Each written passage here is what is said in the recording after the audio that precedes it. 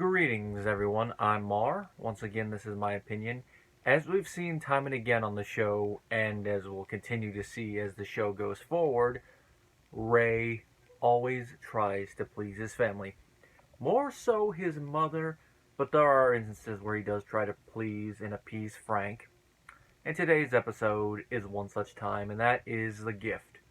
It is Frank's 65th birthday, and at least for the last few years, the family has not gotten him any gifts. They've done cake, they've done ice cream, they've said happy birthday, they've had him blow out the candles, and it turns out it's the trick candles that don't blow out, which he does love, which strikes me as something that is definitely up Frank's alley humor-wise. But they don't get him gifts. At most, they get him a humorous card, because as Ray puts it, you get him a funny card, he laughs at the card. You get him a sentimental one, he laughs at you. Well, since it is his 65th birthday, everyone decides it's time to get him gifts, except Ray does not get the memo. The card is already sealed, so he can't sneak money in, and he has to do what he does best when the chips are down, and that is lie out his, and then try to fix it later. Well, Frank gets two gifts. He gets a gift from Marie, which is a sweater, and he gets the USS remote boat from Robert.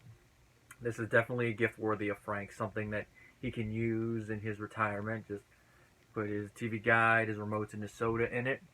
And it's one of those ideas that you're like, why didn't I come up with that? License to print money. Well, with everybody looking at Ray afterwards and Frank being a little disappointed, like I said before, Ray lies at his and says he got him a gift. So talking with Deborah then that night, he has to think of what to get him. And it's like, it gotta be something I ordered, which is his lie. It's like, he was late because I ordered it, which Robert does call a little bit of BS on, but Ray lies around that. And so he decides that he's going to get Frank a fish, a pet fish. I had to special order an aquarium, the saltwater ones. And he gets one, and Frank is in love with it. Now, I don't usually mention the camera angles and the cinematography when it comes to this, because for the most parts, other than a few moments, sitcom cinematography is usually standardized. But there's one shot in this episode I really love, and that's when you see Robert's reaction to the gift. Frank's in front of the, he's like this close up with the tank. Then he moves to the side, and you see Robert behind him sitting on the couch. And it's from the camera on the opposite end of the tank, shooting through the tank. You see Robert with that disappointed look on his face.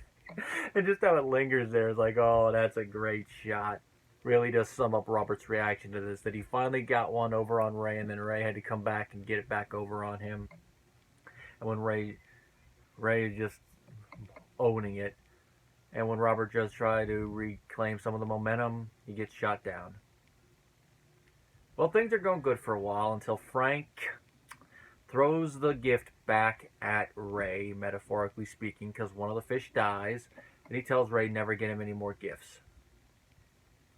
And Ray's like, what? And Ray says this is part of the reason I never get him gifts. It's never good enough. He talks with Deborah, as you would expect. And Deborah, as is her way, which she analyzes situations like this, she thinks that it might be super deep when it comes to Frank, which Ray at first is like, nah, that's probably not it. But the way Deborah talks about it makes sense. She thinks that since it is his 65th birthday and Ray got him this great gift and one of the fish dies, a fish that they named after one of his old friends, Stan, that he's thinking it's a symbol of him getting old, his mortality, and he doesn't want to think about it, and that's why he's pushing the gift away. Ray doesn't really think that it's that deep, but he goes to go talk with Frank about it, that, brings that up, your mortality, you don't want me to replace the fish because you don't want me to replace you when you pass away. Which, of course, Frank is like, what? And it turns out that it's not so deep. Deborah was way off on what she thought it was. She went way over the goalpost, as it were. The reason that Frank's upset is not because it's a thing about death, him thinking about his mortality. It's because the fish was expensive.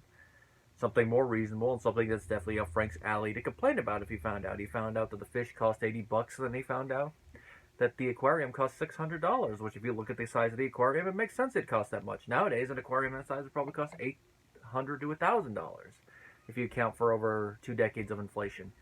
Now, I can understand Frank being upset, but I agree with Ray when it comes to that little argument over it. It's like, I know you could buy it. It wouldn't be a gift then. And I'd be happy that my son could afford something like this about him.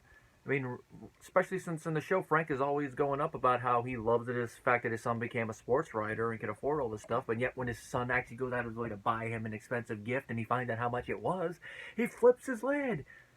No wonder Ray barely gets him anything, because look at this, it always gets thrown back in his face. So in the end, Ray and Frank decide to get rid of the aquarium, and as Frank puts it, he was not thinking about death at all in the situation until Ray brought it up. And I just love the way he says this line. Thanks, though. A little bit of sarcasm, some dry wit there. And Marie's happy when they're getting rid of it, mainly because it was a career, as she puts it, to take care of, which having turtles and birds, I can tell you, yeah, I can agree with that. Although I'd say a turtle's a bit easier to take care of, because it's a bit easier to get them out of the box of water when you have to clean the whole tank.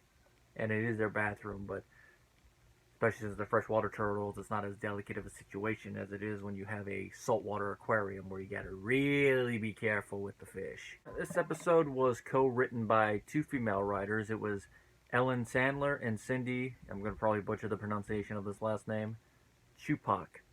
And they would co-write another episode later on in the season, Mia Famiglia, which is, I wouldn't put it probably on my favorite episode of the season, but it is definitely a fun episode to watch, especially with the family lore we learned by the end. Cindy also wrote 6 Feet Under from this season, and they did co-write the previous episode, Working Late Again.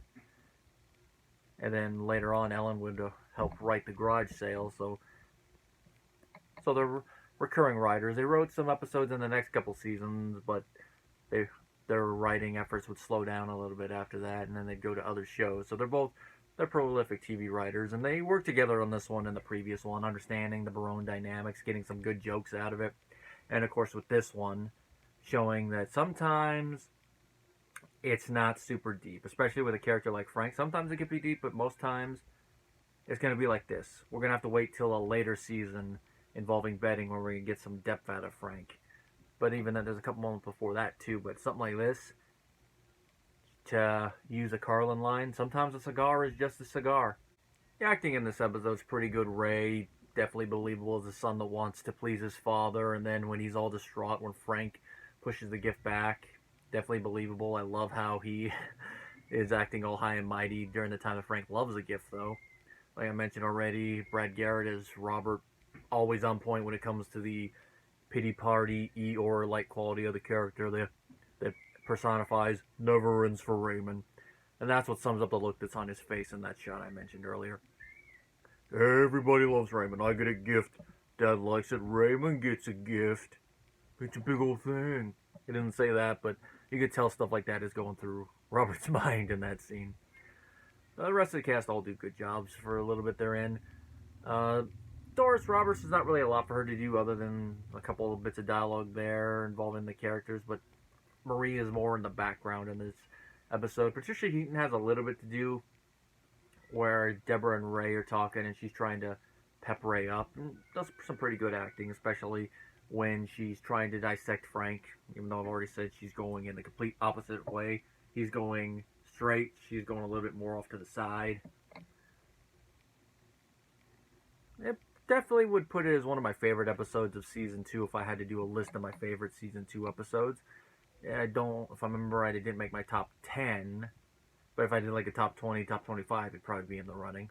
Which is something I could also say about the episode that follows this, where we get to see Ray dealing with his old high school life and his high school reunion, and see that when it comes to that part of their lives, Ray and Deborah were a little different after all, even though they did grow afterwards. And it's something that I could sadly say I have not experienced yet, because for some weird reason, my class, we did not do a 10th year reunion. Of course, that is the episode High School.